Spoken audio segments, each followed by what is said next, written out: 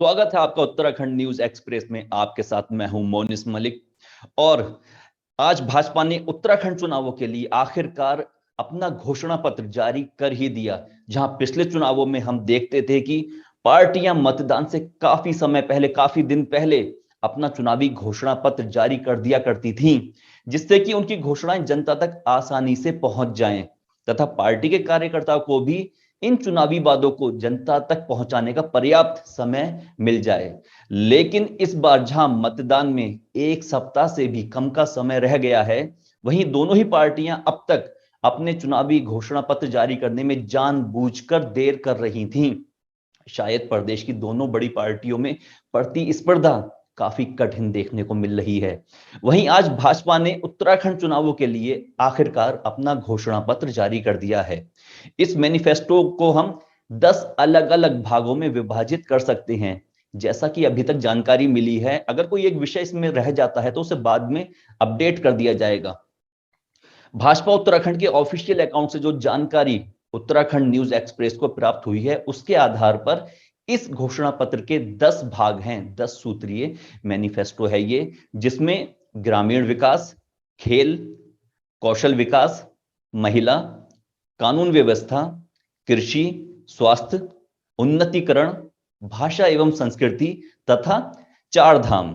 भाजपा ने इन 10 बिंदुओं को अपने घोषणा पत्र में शामिल किया है। आइए बिना किसी देरी के हम यह देखते हैं कि इन 10 सूत्रीय घोषणा पत्र में जनता से क्या क्या वादे किए गए हैं, क्योंकि आखिरकार इसका लाभ सीधे सीधे जनता से जुड़ा होता है। इन्हीं आधारों पर तय किया जाता है कि क्या क्या सुविधाएं जनता को दी जा रही हैं। कुछ लुभावने वादे होते हैं तो कुछ गंभीर समस्याओं के निवारण होते हैं। लेकिन जनता के लिए यह जानना बेहद जरूरी हो जाता है कि आखिरकार कोई भी पार्टी उसकी समस्याओं को कितना ध्यान में रखती है, या फिर चुनावी वादे मात्र हवा हवाई साबित हो जाते हैं। आइए देखते हैं कि केंद्रीय मंत्री नितिन गडकरी ने आज जो भाजपा उत्तराखंड का घोषणा पत्र जारी किया है, उसमें क्या क्या खास है। तो पहले बात करते हैं पहले बिंदु की, जो है ग्रामीण विकास। अगर ग्रामीण विकास की बात की जाए तो इसमें हम देख सकते हैं कि स्मार्ट विलेज कार्यक्रम के तहत राज्य के सभी गांवों को विकसित करने का मिशन बनाया गया है। 2025 तक प्रत्येक ग्राम पंचायत के लिए कम से कम एक एटीएम की व्यवस्था की जाएगी। ये बहुत बड़ी बात है कि 2025 तक हर एक गांव में, ग्राम पंचायत में एक एटीएम लगाया जाएगा। अगला पॉइंट जो इसमें बताया जाता है ग्रामीण विकास में, वो हर ग्राम पंचायत में सुसज्जित सामुदायिक और मनोरंजन का केंद्र बनाया जाएगा। मतलब हर एक ग्राम पंचायत में अस्पताल बनाया जाएगा, सरकारी हॉस्पिटल होगा और खेल कूद का मैदान बनाया जाएगा, एक केंद्र बनाया जाएगा हर एक ग्राम पंचायत में। ये काफी बड़ी घोषणाएं की जा रही हैं ग्रामीण विकास के अंतर्गत। पीएम वाणी योजना के अंतर्गत प्रत्येक गांव में वाईफाई हॉटस्पॉट बनाया जाएगा, वाईफाई सुविधा से लैस किया जाएगा हर एक ग्राम पंचायत। प्रत्येक गांव, हर गांव में मजबूत वेस्ट मैनेजमेंट प्रणाली बनाई जाएगी और पंचायत स्तरीय इंफ्रास्ट्रक्चर विकास कार्यक्रम के लिए 1 करोड़ रुपए यहां पर स्वीकृत किए जाएंगे। और मनरेगा श्रमिकों के वेतन में चरणबद्ध तरीके से वृद्धि होगी। ये काफी बड़ी बातें 1, 2, 3, 4, 5, 6, 7 बिंदु ग्रामीण विकास के अंतर्गत किए गए हैं। 7 बड़े चुनावी वादे किए गए हैं ग्रामीण विकास के अंतर्गत। भाजपा ने किए हैं ये वादे। अब नजर डालते हैं दूसरे बिंदु पर, जो कि है खेल। खेल में भाजपा क्या बात करती है कि देवभूमि बनेगा सशक्त खेल भूमि। उत्तराखंड के लिए कहा जा रहा है कि यहां पर खेल को लेकर काफी सशक्त जो खेल के नियम कानून होते हैं वो बनाए जाएंगे। खेल को लेके यहाँ पर काफी पैसा आवंटित किया जाएगा, लेकिन अभी तक यह नहीं बताया गया कि कितना फंड यहाँ के लिए रिलीज किया जाएगा खेल को लेकर। अगले पॉइंट में लिखते हैं कि प्रत्येक ब्लॉक में एक खेल प्रतिभा चिन्हीकरण एवं प्रशिक्षण अकादमी का निर्माण किया जाएगा। हर एक ब्लॉक में एक सेंटर बनाया जाएगा जहां पर खेल की प्रतिभाओं को निखारा जाएगा, उन्हें पहचाना जाएगा, आइडेंटिफिकेशन किया जाएगा। हर एक ब्लॉक में सेंटर बनेगा। और उत्तराखंड जिताएगा 2032 ओलंपिक खेलों में स्वर्ण। मतलब ये कि उत्तराखंड को लेकर जो आगामी योजनाएं बन रही हैं 2032 की ओलंपिक खेलों में स्वर्ण जीतने को लेकर कहा जा रहा है कि उत्तराखंड से इस तरह से हम खेल को विकसित करेंगे कि 2032 के ओलंपिक खेलों में उत्तराखंड का कोई खिलाड़ी स्वर्ण पदक जीत कर लाएगा। अगला पॉइंट जो 2038 में शीतकालीन ओलंपिक ओली में, मतलब जो शीतकालीन ओलंपिक होते हैं उनका ओली में कराने का एक वादा किया गया है। ये काफी बड़ा वादा है क्योंकि पहाड़ी क्षेत्रों में इस तरह की प्रतिस्पर्धाएं बहुत कम देखने को मिलती हैं, इस तरीके के कंपटीशन बहुत कम देखने को मिलते हैं। जबकि शीतकालीन ओलंपिक की बात हो तो उसे कराना पहाड़ी क्षेत्रों में बहुत चुनौती भरा कार्य हो जाता है। अगला पॉइंट जो है कौशल विकास। कौशल विकास की अगर बात की जाए तो प्रत्येक जिले में उत्तराखंड टूल लूम प्रशिक्षण एवं बहु कौशल विकास केंद्र की स्थापना की जाएगी। मतलब जो हस्तकरघा उद्योग होते हैं, छोटे विकास केंद्र होते हैं, उनकी स्थापना की जाएगी। नियोक्ता और नौकरी चाहने वालों के बीच अंतर को कम करने के लिए उद्योगों के साथ साझेदारी में पोर्टल बनाया जाएगा। कोई ऐसा पोर्टल बनाया जाएगा जिससे कि जो नौकरी चाहते हैं और जो नौकरी प्रोवाइड करते हैं उनके बीच एक सामंजस्य बिठाया जा सके। ग्राम सेवा समिति के अंतर्गत सरकारी सेवाओं और योजनाओं के उचित क्रियान्वयन की व्यवस्था की जाएगी और 50 घरों के लिए उचित मानदेय पर एक स्थानीय ग्राम प्रबंधक की नियुक्ति की जाएगी।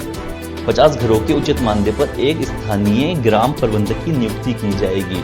अब ये किस तरीके से होगा इसे तो डिटेल में जाके पता चलेगा कि 50 घरों के लिए एक ग्राम प्रबंधक की नियुक्ति से इनका मतलब क्या है बीजेपी का। लेकिन ये बहुत बड़ी बात हो जाती है कि क्योंकि अगर गांव में 50 घरों से ज्यादा घर हैं तो उस गांव में कम से कम 2 प्रबंधक की नियुक्ति होगी अगर किसी गांव में 100 घर हैं तो। अगला पॉइंट देखते हैं जो कि है महिलाओं से जुड़ा हुआ। महिलाओं के लिए भाजपा के घोषणा पत्र में जो वादे किए गए हैं उसमें निर्धन परिवार की महिला मुखियाओं को 500 रुपए प्रति माह की सहायता राशि मिलेगी। हर घर की महिला को जो मुखिया है उसे जो निर्धन परिवार उससे संबंध रखती हैं उन्हें 500 रुपए प्रति महीने की सहायता राशि मिलेगी। प्रमुख औद्योगिक शहरों में कार्यरत महिलाओं के लिए 10 नए महिला हॉस्टल बनाए जाएंगे। जो महिलाएं दूसरे शहरों में काम करती हैं जैसे देहरादून, हरिद्वार, उधम सिंह नगर में जो पहाड़ी महिलाएं काम करती हैं उनके लिए 10 हॉस्टल बनाए जाएंगे। और राज्य भर में महिला स्वयं सहायता समूह के लिए 500 करोड़ का विशेष कोष बनाया जाएगा। ये बहुत बड़ी बात है जो महिलाओं से जुड़ी हुई है। 3 मुद्दे महिलाओं के लिए यहाँ पर बनाए गए हैं बीजेपी के घोषणा पत्र में। अगला जो बड़ा मुद्दा है कानून व्यवस्था, उस पर अगर नजर डालें तो हम देखते हैं कि लव जिहाद कानून को और कठोर बनाया जाएगा। लव जिहाद को लेकर हालांकि अभी यहाँ पर केस है तो सामने नहीं आए, लेकिन लव जिहाद को लेकर सरकार बात कर रही है कि इस कानून को और कठोर बनाया जाएगा। महिला थानों की संख्या को दुगना और 100 महिला पेट्रोलिंग कारों की शुरुआत की जाएगी। महिला थानों की संख्या को कुछ दिन पहले हमने देखा था कि जब प्रियंका गांधी देहरादून में आई थी तो उन्होंने भी पुलिस में महिला बलों की संख्या बढ़ाने की बात की थी। वहीं पर बीजेपी भी उसी बात को रिपीट करते हुए कहती है कि महिला थानों की संख्या को दुगना करेंगे और यहाँ पर 100 महिला पेट्रोलिंग कारों की शुरुआत की जाएगी। उधम सिंह नगर और हरिद्वार में 3 नई सशस्त्र पुलिस बटालियन यहाँ पर रखी जाएंगी। तो ये 3 बिंदु हैं जो कानून व्यवस्था को लेकर बीजेपी उत्तराखंड ने अपने चुनावी घोषणा पत्र में जारी किए हैं। अगला पॉइंट जो है वो किसानों से जुड़ा हुआ है। कृषि को लेकर जो बीजेपी कहती है अपने घोषणा पत्र में किसानों के लिए कुल 8,000 रुपए की सहायता होगी। लेकिन यहाँ पर अभी तक यह क्लियर नहीं है एक किस तरीके की सहायता होगी। 8,000 रुपये महीना है, 8,000 रुपये प्रति वर्ष की सहायता होगी या छमाही ये सहायता राशि प्रोवाइड करवाई जाएगी। दूसरे बिंदु में मुख्यमंत्री किसान प्रोत्साहन निधि के अंतर्गत 2,000 के अतिरिक्त सहायता दी जाएगी। मुख्यमंत्री किसान प्रोत्साहन निधि के अंतर्गत 2,000 की अतिरिक्त सहायता, 8,000 की सहायता अलग और 2,000 की सहायता उसके ऊपर से दी जाएगी। उत्तराखंड गौ संतान संरक्षण अधिनियम 2007 के प्रावधानों को कठोर बनाया जाएगा। गौ रक्षा की यहाँ पर बात की जा रही है, उन नियमों को और ज्यादा कठोर बनाया जाएगा जो कि उत्तराखंड गौ संतान संरक्षण अधिनियम के अंतर्गत आते हैं। और अगला पॉइंट जो है जो इस घोषणा पत्र में लिखा गया है, उत्तराखंड के हर ब्लॉक में किसान मंडी की स्थापना होगी। हर ब्लॉक में किसान मंडी की स्थापना, ये बहुत बड़ी बात हो जाती है। भाजपा इसे किस तरीके से करेगी वो आने वाले वक्त में देखना होगा अगर भाजपा दोबारा से सत्ता में आ जाती है तो। अगला पॉइंट जो है इसमें पशुओं के कारण होने वाली फसल को नुकसान को कम करना। क्योंकि ये बहुत बड़ा मुद्दा है कि फसल पे जो नुकसान हो रहा है जंगली जानवरों के द्वारा, पशुओं के कारण जो फसल को नुकसान हो रहा है, उस नुकसान को कम करने की बात की जा रही है यहाँ पर। और किस तरह से कम करेंगे, पशुओं को के लिए कोई बाउंड्री बनाएंगे या फसल को नुकसान होने पर मुआवजा मुहैया कराएंगे, ये जब डिटेल में मैनिफेस्टो आएगा तब देखेंगे। अगले बिंदु पर बात करें जो है स्वास्थ्य की बात करते हुए इसमें बीजेपी कहती है कि राज्य के हर जिले में कम से कम एक मेडिकल कॉलेज की स्थापना होगी। हर जिले में कम से कम एक मेडिकल कॉलेज की स्थापना, मतलब 13 जिले हैं तो 13 के 13 मेडिकल कॉलेज यहाँ बनाए जाएंगे, जो कि पर्वतीय क्षेत्रों में बनाना काफी चुनौती भरा कार्य है, जटिल कार्य है। लेकिन अगर ये बात घोषणा पत्र में लिखी है तो जरूर इसके पीछे कोई ना कोई उद्देश्य होगा। तो अब हालांकि 13 मेडिकल कॉलेज प्रदेश भर में बनाने पड़ेंगे। अगला बिंदु जो है वो प्रत्येक जिले में एक सचल चिकित्सालय बनेगा, हर एक डिस्ट्रिक्ट में एक सचल चिकित्सालय बनाया जाएगा और जिले में डायलिसिस केंद्र एवं किफायती कैंसर देखभाल केंद्र बनाया जाएगा। मरीजों के लिए यहाँ बात की जा रही है डायलिसिस की, और जो कैंसर को लेकर जो देखभाल केंद्र होते हैं उन्हें बनाया जाएगा। हालांकि अभी ज़्यादा डायलिसिस और कैंसर देखभाल केंद्र उत्तराखंड में बहुत कम है, जिसके लिए मरीजों को दिल्ली या बरेली का रुख करना पड़ता है। अगला जो बिंदु है इनका, पुलिस बल का उन्नतीकरण। इसमें पुलिस बल के ग्रेड पे के समाधान की दिशा में उपयुक्त कदम उठाया जाएगा। दंगों पर लगाम लगाने के लिए मजबूत पुलिस बल, अब यहाँ पर मजबूत पुलिस बल का क्या मतलब है कि उन्हीं पुलिस कर्मियों को अधिक शक्ति दी जाएगी, अधिक पावर दी जाएगी, या दंगों पर लगाम लगाने के लिए अलग से कोई पुलिस बल नियुक्त किया जाएगा। अगला पॉइंट है कि अत्याधुनिक 20 एंटी राइड वाहनों, वज्र वाहनों, 4000 लेवल 5 बुलेट प्रूफ जैकेट ये दी जाएंगी पुलिस बल को और ज्यादा उन्नत बनाने के लिए। 20,000 full body protection anti riot gear उपलब्ध कराए जाएंगे पुलिस बल को। 20,000 full body protection anti riot gear उपलब्ध कराए जाएंगे प्रदेश में। और अगला पॉइंट, पुलिस बलों की गतिशीलता बढ़ाई जाएगी, आवाजहन उनका बढ़ाया जाएगा। और 320 आधुनिक 4x4 वाहन, 5000 इंसास राइफल दी जाएंगी और 5000 बेरेटा 92 FS पिस्टल उपलब्ध कराई जाएगी पुलिस बल, जिनके वजह से कहा जा रहा है कि इनसे काफी उन्नत और विकसित हो जाएगा प्रदेश का पुलिस बल। इसके बाद जो भाषा एवं संस्कृति का बिंदु है, भाजपा ने जो अपने घोषणा पत्र में जारी किया है, मिशन मायापुरी, हरिद्वार को योग की अंतर्राष्ट्रीय राजधानी बनाया जाएगा। और दूसरा पॉइंट, विश्व में आध्यात्मिक पर्यटन के लिए सबसे बड़े स्थलों के रूप में बदला जाएगा। विश्व में आध्यात्मिक पर्यटन के लिए सबसे बड़े स्थलों के रूप में बदलना, हरिद्वार की बात हो रही है यहाँ पर। वेद पाठशालाओं के लिए 1 करोड़ रुपए की स्वीकृति होगी। 1 करोड़ रुपए, ये किस तरीके से, वेद पाठशालाओं के लिए 1 करोड़ रुपए।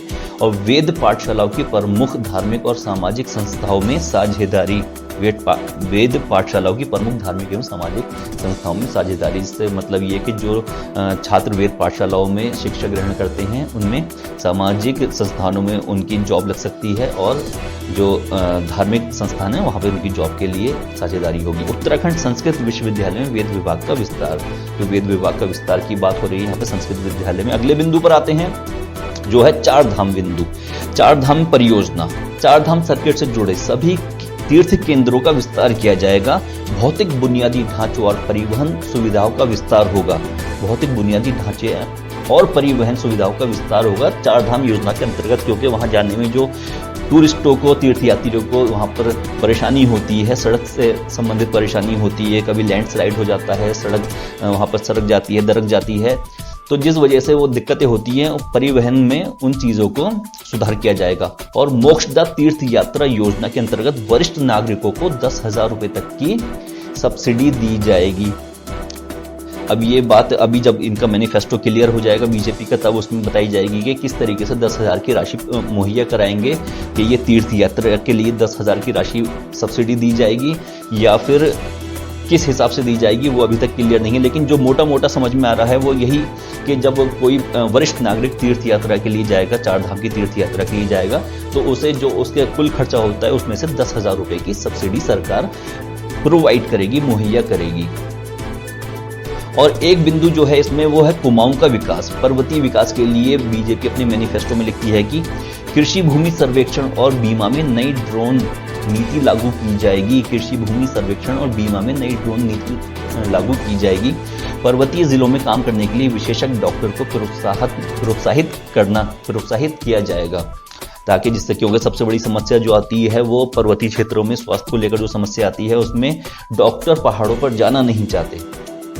और बीजेपी अपने मैनिफेस्टो में कहती है कि ऐसे डॉक्टरों को प्रोत्साहित किया जाएगा, प्रोत्साहन दिया जाएगा जो कि पर्वतीय क्षेत्रों में काम करने को तैयार हो जाएं। सरकारी स्वास्थ्य संस्थानों में रिक्त स्थानों को भरने के लिए विशेष भर्ती अभियान चलाया जाएगा, क्योंकि हम जानते हैं कि पहाड़ों में, पर्वतीय क्षेत्रों में काफ़ी अस्पताल ऐसे हैं जहाँ पर अभी भी डॉक्टरों के पद खाली पड़े हैं, वहाँ पर डॉक्टरों की नियुक्ति नहीं हो पाती है। अगर कोई डॉक्टर वहाँ ज्वाइन भी कर लेता है तो ट्रांसफर करा के वहाँ से छोड़कर कहीं और चला जाता है, मैदानी क्षेत्रों में चला जाता है। नैनीताल में विश्व भारती राष्ट्रीय विश्वविद्यालय का सैटेलाइट कैंपस बनाया जाएगा। तो ये बिंदु जो थे, और इसमें कुमाऊं विकास के 3 बिंदु और हैं। कुमाऊं मंडल में मल्टी मॉडल लॉजिस्टिक्स पार्क बनाया जाएगा। कुमाऊं में मल्टी मॉडल लॉजिस्टिक पार्क बनाया जाएगा। पंतनगर में मल्टी मॉडल कार्गो टर्मिनल बनेगा। मानसखंड मंदिर माला मिशन, कुमाऊं के प्राचीन मंदिरों का जीर्णोद्धार किया जाएगा। जो कुमाऊं में पुराने मंदिर हैं उनके एक तरीके से दोबारा से मरम्मत का कार्य होगा। और भूतपूर्व सैनिकों के लिए भी यहाँ पर बीजेपी मैनिफेस्टो में कुछ बातें सामने आई हैं। भूतपूर्व सैनिकों के सम्मान में भव्य सैन्य धाम और संग्रह का निर्माण कार्य होगा। सरकारी नौकरी में सैनिकों के लिए आरक्षित सीटों में 70% सीट नॉन लैप्सेबल सीट होंगी। सेवानिवृत्ति पर 50,000 के एक मुश्त वित्तीय अनुदान के साथ एक जॉब किट मुहैया कराई जाएगी। तो जैसा कि अभी तक हमने बात की थी कि 10 सूत्रीय कार्यक्रम है, ये 10 सूत्रीय मैनिफेस्टो है, लेकिन इसमें कुछ और बिंदु जुड़ चुके हैं जिससे कि ये 10 सूत्रीय से बढ़कर और ज्यादा हो जाता है। तो ये था बीजेपी का मैनिफेस्टो। तो अब जो लोग अभी आप लोग ये देख रहे हैं तो वो कमेंट करके बताइए कि आपको यह कितना पसंद आता है। क्या भाजपा ने आपकी समस्याओं को ध्यान में रखा है? कोई ऐसी समस्या जो भाजपा अपने मैनिफेस्टो में शामिल करने से भूल गई है, आप उसे कमेंट बॉक्स में लिखकर बता सकते हैं। और अपने अपने क्षेत्र की समस्याएं आप कमेंट बॉक्स के जरिए उत्तराखंड न्यूज एक्सप्रेस को जरूर बताइए, हम उन समस्याओं पर बात करेंगे। देखिए, जैसे कि ये कुमाऊं का विकास और अन्य समस्याओं को लेकर, 4 धाम समस्या और भाषा एवं संस्कृति उन्नति, पुलिस बल उन्नतिकरण, स्वास्थ्य, इन समस्याओं पर अलग अलग बिंदुओं में भाजपा के मैनिफेस्टो में बात की गई है।